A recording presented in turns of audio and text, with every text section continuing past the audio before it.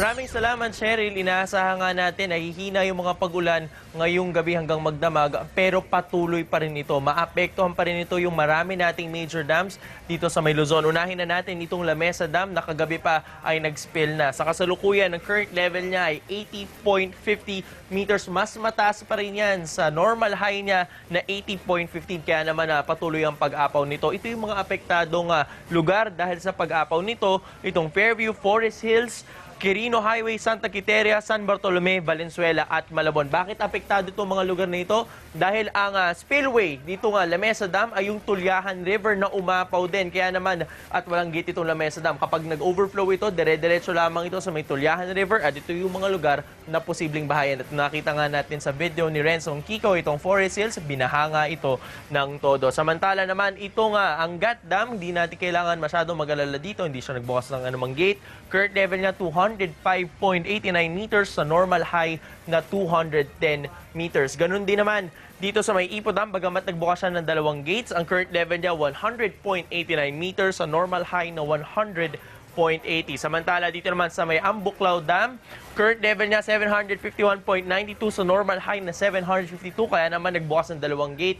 Ang nire-release na tubig nito ngayon ay nasa 1.8 meters. Samantala itong Binga Dam naman, current level 574.02 meters, normal high na 575. Tatlong gates na nakabukas dito, nasa 2.5 meters ang pinapakawalang tubig. Pero kung may kailangan tayong batayang dam, ay ito nga, San Roque Dam sa may Pangasinan, kung saan ang current level niya ngayon ay nasa 282.93 meters sa normal high niya 280. Dalawang gates na nakabukas ito, 2 meters na tubig ang kanyang nire-release. Hindi natin gusto mag-alarma ng mga tao, pero pinapaalalahanan lang natin na kung sakaling umapaw ang San Roque daw mag-release ito ng tubig, ito yung mga posibleng maapektuhang lugar. San Miguel, San Manuel, San Nicolas, Tayug, Santa Maria, Asingan, Villasis, Alcala, Bautista, Rosales at maging Ambayambang. Mainam na po maging handa itong mga lugar na ito sa patuloy na pagtaas ng tubig at pag-release nga ng tubig nitong San Roque Dam. Ito rin pa ang kailangan nating bantayan, itong Magat Dam naman sa may Isabela. Ang current level niya nasa 191.79 meters, normal high na 190 meters. Ito yung mga posibleng maapektuhan naman na lugar. Ramon, San Mateo, Aurora, Cabanatuan, Luna, Reyna Mercedes, Bugos, Nagilian at maging Angamu. Cheryl, ang nagpapaulan pa rin sa malaking bahagi ng bansa, yung tinatawag nating hanging habagat. Alam mo, pinapatunayan lang itong hanging habagat, itong southwest monsoon. Hindi mo kailangan ng bagyo para ulanin tayo ng matindi o bahain ng malakas. At para magpaapaw nga ng mga dam sa atin, ang kailangan na natin ay tuloy-tuloy na pag-ulan, 24 hours na rin. More than half na dito sa Quezon City yung nakuha natin na rainfall. Mainit pa rin yung paligid ng karagatan natin, nasa 29 hanggang 30 degrees Celsius. Kumukuha ng lakas itong habagat na ito hanggang Huwebes o hanggang Biyernes pa natin mararamdaman ang epekto nitong habagat. At para naman po sa karagdagang pang weather updates sa iba pang balitang napapanahon, bisitahin nyo lang po ang www.interaction.com/weather. Balik muna sa inyo, Cheryl, Erwin. Maraming salamat, Sef Ubalde. Samantala, isinailalim na po sa state of calamity ang probinsya ng Pampanga. At mamaya po makakakuha tayo ng report mula po sa ating kasamang si Romel Lopez. Samantala, hanggang sa probinsya po ng Bulacan, ramdam ang pananalasa ng matinding ulan. At para makaikot sa maraming lugar doon, sagwan at bangkana ang laman ng lubog na kalsada. Pagbaba pa lang ng tulay ng MacArthur Highway sa Malolos, Bulacan, ito na ang sasalubong sa inyo. Mistulang ilog na kahabaan ng kalsada. Ang bake shop na ito, pinasok na ng gatuhod na tubig baha. Marami na ring mga residente ang kusang lumilikas. Saan kayo? Ang iba, bit-bit pa ang mga basang labada habang tumatawid sa parang ilog na kalsada. Sa barangay Pio Cruz, Lexber Home Subdivision sa Kalumpit, Bulacan, naabutan namin si Tatay Lucring na isinasakay ang kanyang mga anak sa sirang ref na ginawa niyang pampalutang. Mga pamilya namin para namin doon sa sa tawag na sa labasan. Ang inihiling namin man sa inyo tulungan niyo kami Hanggang bewang naman ang baha sa bahay ng aling ito, kaya nakiusap siya na i-rescue na siya kasama ang kanyang aso. Pero may ilang residente na kampante pa rin sa loob ng kanilang mga bahay kahit pinasok na ng tubig baha. tulad ng pamilyang ito na nanonood pa ng TV. Stable to to? Anong bewang stable? Wala kami ligasan. Saka vaccination centers. Ewan namin doon. Isinisisi ng ilan sa pagpapakawala ng tubig sa Ipo Dam ang biglang pagbaha sa kanilang lugar. Ulat lang kami nung pagbangon namin. Yun nga, pataas ng tubig. Ang dahilan siguro na yung sabay-sabay na pagbitaw ng tubig sa dam. Dito rin sa Kalumpit na iipon ng tubig mula sa ilang lugar sa Pampanga at Nueva Ecija. 22 sa 29 na barangay dito sa Kalumpit, Bulacan ang lubog na sa tubig baha. Pero bukas pa mas inaasahan ang matinding pagbaha pag bumaba na ang tubig mula sa Candaba. Baha na ang buong barangay ng San Miguel at Maysulao. Partially submerged naman ang 20 pang barangay kabilang ang San Jose, Bulusan, Calizon at Iba Oeste. Pinulong na ni Mayor James De Jesus ang opisyal ng mga barangay. Sana kapag kinailangan ng ilikas sila ay wag nang matigas ang ulo, hindi pa sasama. Pagkatapos ay kung kailang gabit malalim at saka kami tatawagan sa TV. Magdamag daw na magbabantay ang rescue team sa Kalumpit, lalo't pinangangambahang lalala pa ang baha sa kanilang lugar. Marlene Alcaide, News 5. Isinailalim na nga po sa state of calamity ang probinsya ng Pampanga at kasabay nito 2 dike sa probinsya ang bumigay. Kaya pati mga lugar na hindi noon binabaha, biglang inabot ng sobrang taas ng tubig baha. Naroon po sa Pampanga si Romel Lopez at makakausap natin siya sa linya ng telepono. Romel, kamusta kayo dyan? Yes, Cheryl, walang tigil ngang binabayo pa rin ng malakas na ulan itong lalawigan ng Pampanga. Kaya ang resulta nga nito ay kabi-kabilang baha dito sa probinsya. Dito nga lang halimbawa sa bayan na sa lungsod ng San Fernando ay lagpas tuhod na ang baha. Kaya naman hindi na madaanan ng mga maliliit na sasakyan ang mga kalsada dito. Ang ilan nga na mga sasakyan naman nagpupumilit sumuong ay kung hindi man na lulubog ay tuluyan ng tumitirik. Ang mga residente naman para lang makatawid nga sa daan ay kailangan pang sumakay sa malalaking truck o kaya hindi naman ay suungin na talaga nila ang baha. Ang problema nga lang, Cheryl, ay kalinsunod nga ng mataas na baha ay napakalakas din ng agos dito, kaya naman doble pahirap doon sa mga kababayan natin. Isang pamilya naman ang natsempohan din ng News 5 na nagmamadaling ang lumusong sa baha. Sakay ng pedicab ay bitbit ng inang sige ng asinto ang kanyang pamilya para naman daw mailikas ang mga ito sa mas mataas na lugar. 2 digi naman ang nasira dito sa lalawigan ng Pampanga. Ito ngay sa bayan ng Milanin at Santo Tomas. Dahilan naman ito para malubog sa baha ang 2 bayan na yan. Sa pagtatayan ng lokal na pamahalaan ay umaabot na rin sa lagpas tao ang baha sa mga bayan na yan. Dahil nga dito ay sinailalim na sa state of calamity ang lalawigan ng Pampanga.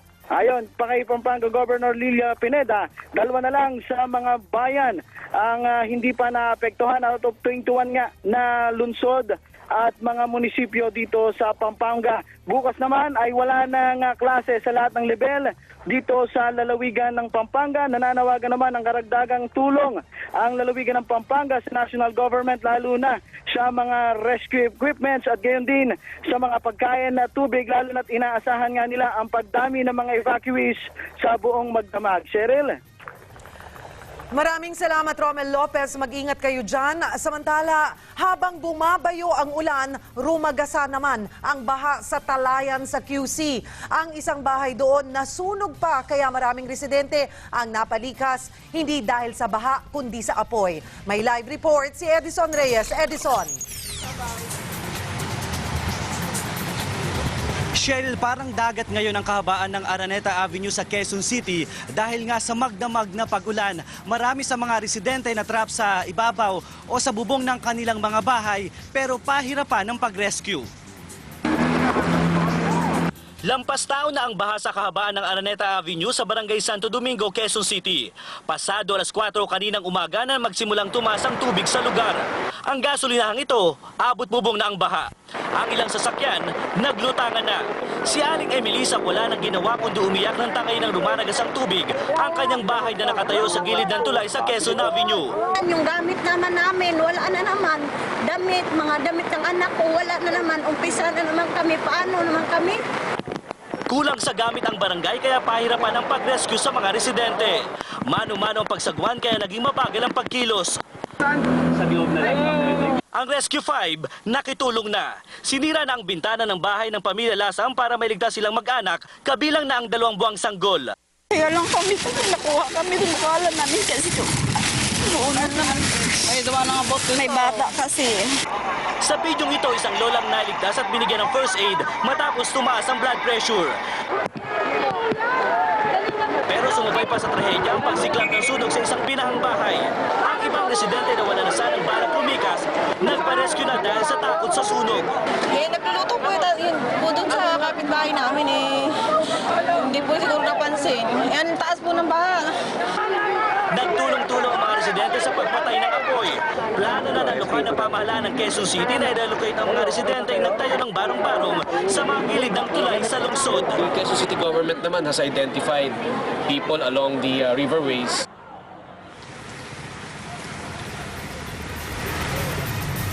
Samantala, Cheryl, nangangamba naman ng ilang residente sa Barangay Santo Domingo dahil meron ditong lugar na hindi pa napapatay ang kuryente. Nangangamba sila na baka ito'y maging dahilan ng panibagong sunog. Cheryl.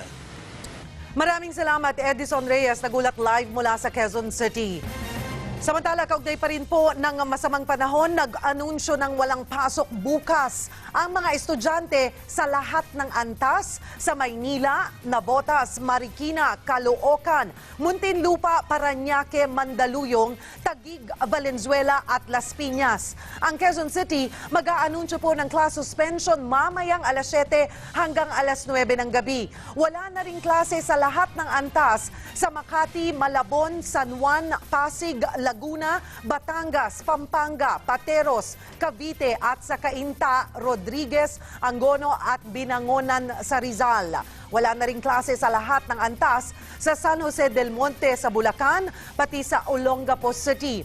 Wala rin pong pasok bukas sa San Beda College, Manila at Rizal, University of Perpetual Help sa Las Piñas, Molino at Calamba, Adamson University, UP Manila at Los Baños, St. Paul's College Pasig, FEU Manila, Makati, Silang, EAC Diliman, sa Ateneo Grade School, High School at sa kanilang Loyola Schools, pati na sa CEU Manila. Wala na rin pong klase ang PUP, Santa Mesa, San Juan at Taguig Lyceum at sa Fatima University. Suspendido na rin po ang trabaho bukas sa US Embassy.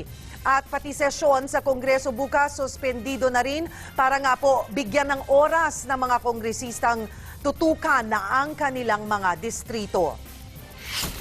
Samantala, balikan po natin ang aking partner na si Erwin na nasa Maynila pa rin. Erwin.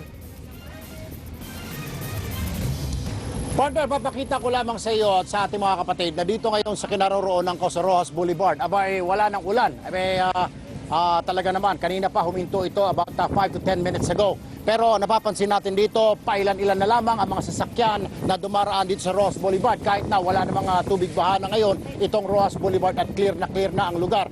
Ang Manila Bay naman, sa dako ron, sa kaliwa ko, ay kalmado ang Manila Bay at lahat ng mga sasakyan ay nakaparada lang, mga sasakyan pandagat ay nakaparada lamang doon. Pero napapansin natin, tila walang mga mangingisda. Usually kasi makikita mo from the horizon na may mga bangkang pangisda doon sa laot. Pero sa ngayon ay wala tayong nakita, tanging mga barko lamang ang mga nakaparada dyan. Kaya na nakikita nyo din sa inyong screens, yan yung ilang parte ng Cavite area. So yan ang nangyari ngayon at kaganapan dito sa Rojas Boulevard sa aking palalagyan.